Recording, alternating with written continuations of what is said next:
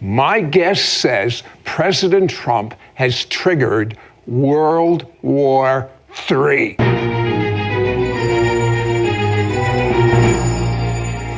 Mike, you've written over 35 books. But this is what you said to me on the phone. This book is the most intense book you have ever written, with the greatest urgency of any book you have ever written. And then I got a report, and this just didn't even sound like you. While you were writing this book, the fire of God really literally came on you? Explain what you meant. Yeah, the intensity was in two ways. The content, as God began to open my eyes to what was happening in the spiritual realm, as I began to connect the dots in the society and the unseen forces behind it, and then putting the material out, it was intense, really life and death issues. But then the way God moved on me, the publisher said, can we get the manuscript by a certain point in time? I said, well, I'm going to do my best. I got moved on. I got stirred. It was literally like I felt fire in my hand. I had to keep writing. And I remember one night, it was 2:30 in the morning. I thought, okay, you're done. Time to stop. And the moment I laid down, I said, no, I got hit with another subject. And I went back downstairs and I went to writing again till 4:30 in the morning. I was consumed. And it's almost as if, we've exposed Jezebel. We see what she's doing. We see what these spiritual forces are doing. And now we know how to deal with her. Who is this Jezebel? So we see Jezebel in the Old Testament and the New Testament. You could say she's the most wicked woman in the Bible. She came from a pagan background, married a king of Israel. She was an idol worshiper. She was a seductress. She literally killed the prophets. She silenced and intimidated by fear. She emasculated men. And there was a spirit of witchcraft with her as well. And it helped plunge Israel into destruction. And then Jesus in the New Testament references this false prophetess called Jezebel, probably the name he's giving her. In other words, the same demonic forces, the same demonic powers that operated through Jezebel in the Bible, because she even intimidated Elijah the prophet on one occasion. This a spirit upon her, something more than her. Jesus identifies it in the New Testament also as a false prophetess, also as someone who teaches sexual immorality and idolatry. So that's the woman in the Bible. So the spirit on that woman is turned loose today. What's kind of the parallels with today and Jezebel? So let's look at who she was. You could say that she was an arch radical feminist. We see this like never before. I mean, radical feminists that want to abolish men from the planet. There's not a lot of foresight in thinking like that, but that's what they want to do. And then with idolatry. So she was an idolater. We see the nation plunged into the worship of other gods and consumed with material earthly things. But we know in the ancient world that with idolatry, there was baby killing. We're not just talking about a woman with a difficult situation who wrestles and decides to have an abortion. We're talking about shout your abortion. We're talking about governors defending infanticide. So you've got the spirit of idolatry. You've got the spirit of baby killing. You've got the spirit of radical feminism. She was a seductress. We've got kids as young as 8 years old today getting exposed to pornography. You have that aspect. Then you have witchcraft associated with her. And I've read articles and documented in the book that there are more witches today in America than Presbyterians. Then you've got the spirit of fear, the intimidation. And what does she do? She silences the prophetic voice.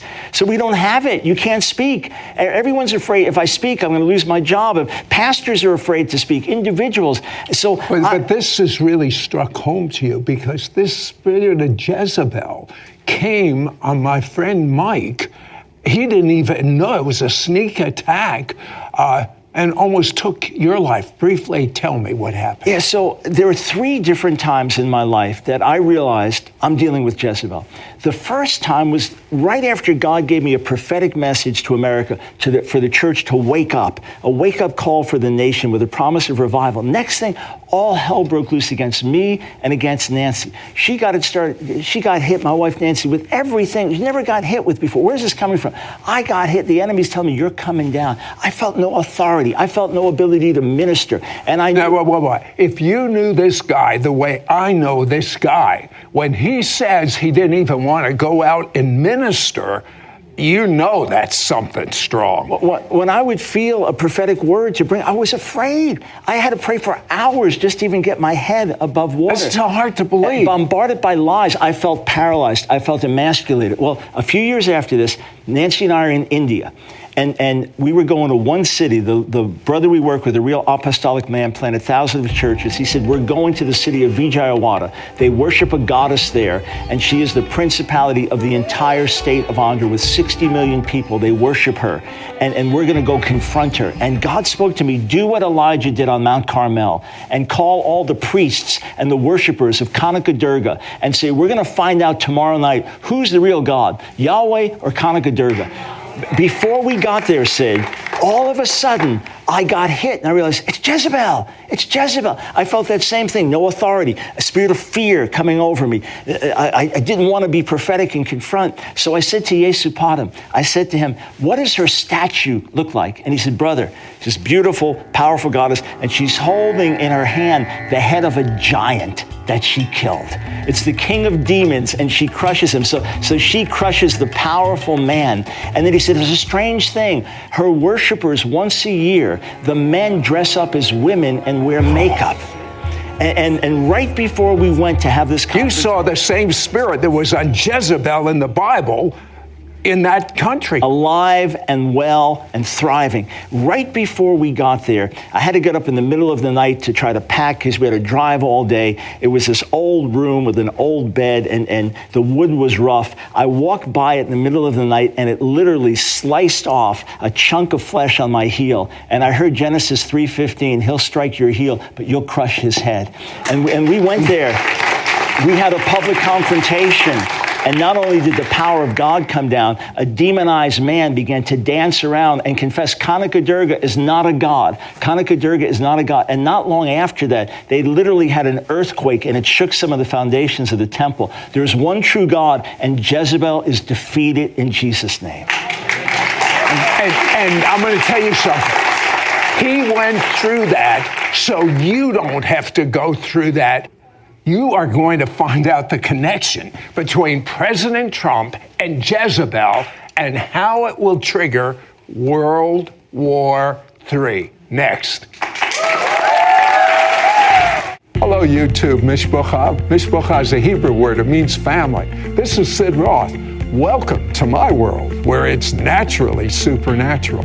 If you've been blessed by this show, please subscribe. Then click the bell so you won't miss a single episode of It's Supernatural.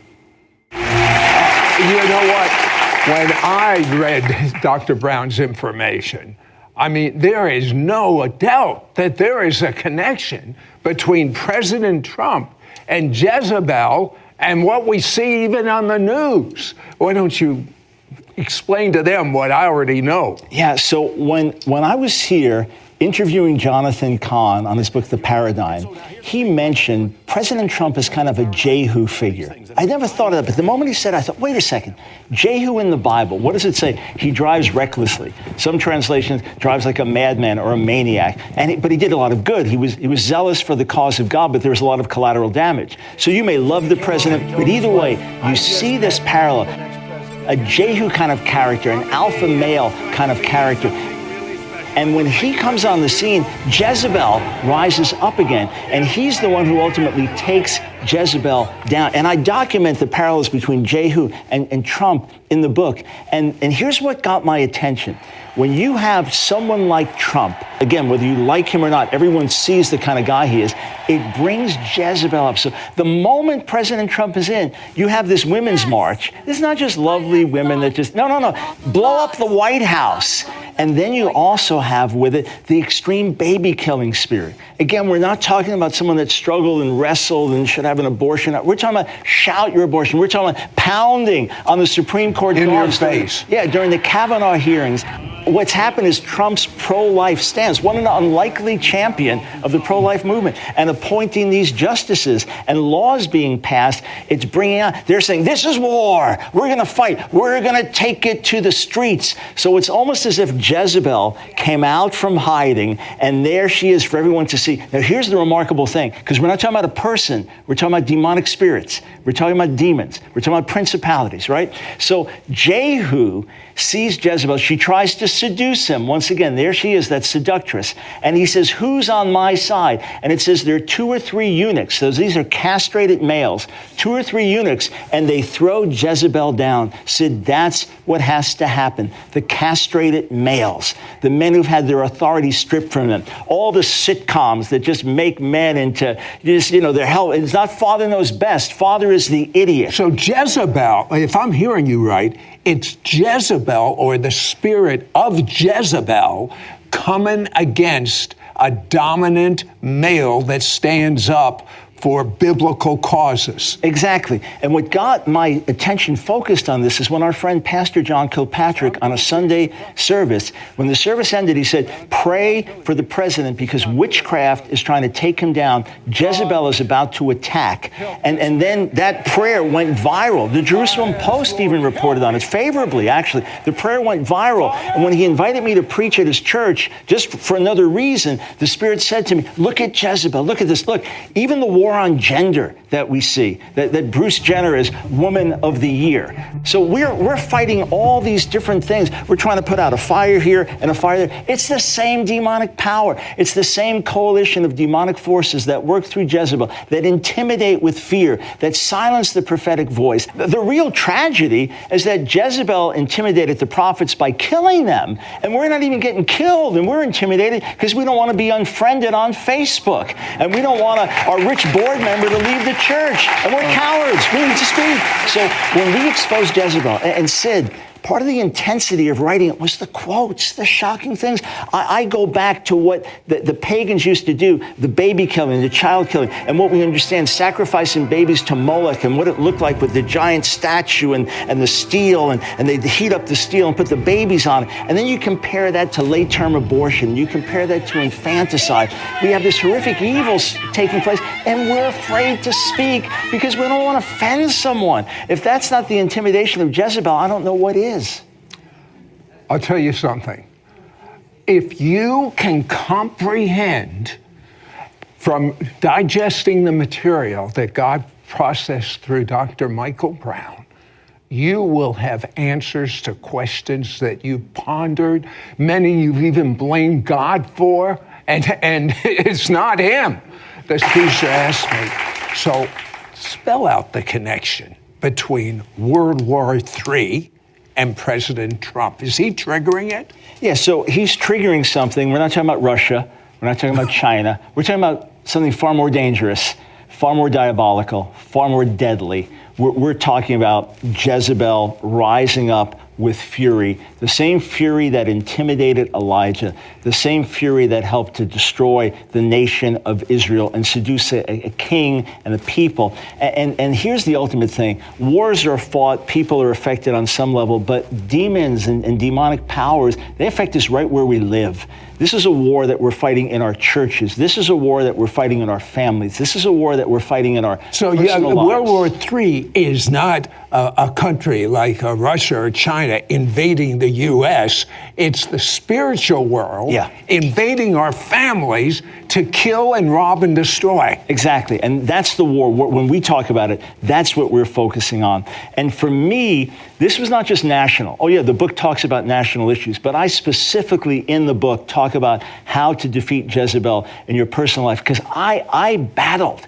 When I got hit with these attacks and these 3 different occasions that I mentioned, it was the worst season of my life. It was like walking through knee-deep water just to make any progress. And for me, I wake up every morning excited. I wake up looking for battles to fight. You know what it reminds me? In baseball, they take about 3 bats and they swing it before they go up to do it. Then when they swing it with just the 1 bat, it's so much easier than the 3. When you were trying to swing with the 3 bats, it's much easier with just 1. Yeah, and with a giant hanging on my back at the same time. So instead of my normal mentality of faith and victory, it's like battered down. And I mean, I love to travel. To this day, I love to travel and preach. I didn't want to get on a plane. I remember I went to one church and the pastor said, Mike, we've got some people that really need prophetic ministry. I thought, oh no, I can't do it. I'm thinking, what happened to me? What happened to the authority? And here's what Jezebel does. She uses fear. And here's an essence of fear that I realized in writing the book. It's always that something is going to go wrong tomorrow.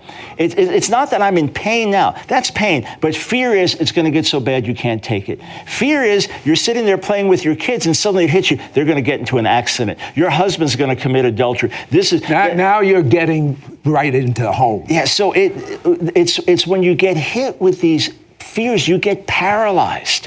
You're going to fall. The promises aren't true. And that's the power of Jezebel. Not just the seducing, not just the radical voices here, but the spirit of fear is part of the essence of it. And see, we are all meant to be a people of faith, a prophetic people. And fear is the thing that stifles it. Fear is the thing that for one moment of time shut down the great Elijah the prophet after the greatest mountaintop experience in killing 450 false prophets and calling down fire from heaven and exposing the evil of Jezebel. She says, your head's going to roll, and he runs. So when your son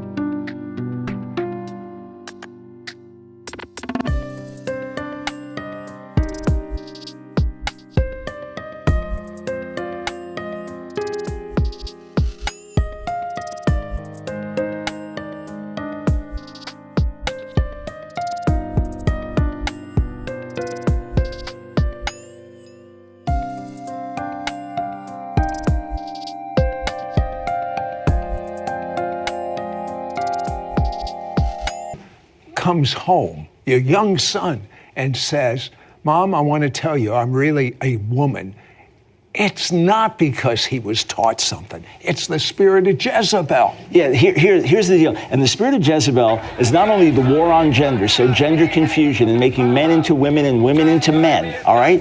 Not just that, but the fear is now the worst case scenario becomes reality. It's the exact opposite of faith. I can't fight it. I can't do anything. It's having faith in your fear. Yeah, and you have no sense of authority. That's part of the emasculating. And when I say that it can happen to men, it can happen to women. Sid, I know there are people watching this, and I prepared a special CD series and prayed and felt this strongly, that there are people that used to walk in faith. They used to walk in authority. They used to step out. They used to be intercessors, and they've lost it. Maybe a man, he's crippled by pornography. He's lost his sense of authority. Here's a woman, she had some battles that she lost in prayer, and now she's paralyzed. People, Sid, there are millions. They are shells of who they used to be because they've been destroyed by Jezebel. It's time. How do we overcome that? We first and foremost recognize the work, recognize the spirit and work. And I think that's the biggest problem, that you don't realize it's the spirit that's talking to you.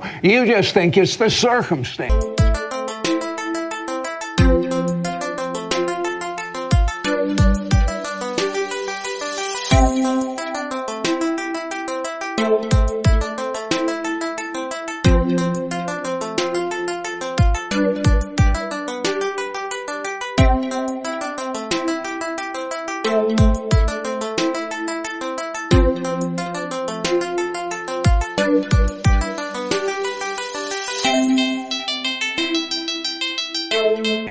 And I'm just so weak and I'm just so helpless. No, you're being attacked. Yeah, we're responsible. We're being attacked. That's the first thing. Then the second thing, you start to build yourself up in faith. You take the word, you put it in front of you, you take hold of it. Fear not. You embrace it. Fear not. Only believe. And then you put on the armor of God. And I open up in the book, I show from Ephesians 6 comparing to Isaiah 59, that when it talks about the helmet of salvation, that doesn't mean put a helmet on to know you're saved. saved because Isaiah 59 says that's the helmet God wears. And the breastplate is the breastplate he wears. In other words, you literally, just like the sword of the Spirit is the word of God, we literally put on God's armor. And once we start to renew our heart and mind and fight like that, Jezebel's going to flee. When you add into that worship and getting flooded with the joy of the Lord, what does the joy of the Lord tell you? Everything's going to be all right. God's with you. You're going to triumph. There's going to be victory. And I'm going to tell you one last thought. The greatest move of in God's history is about to come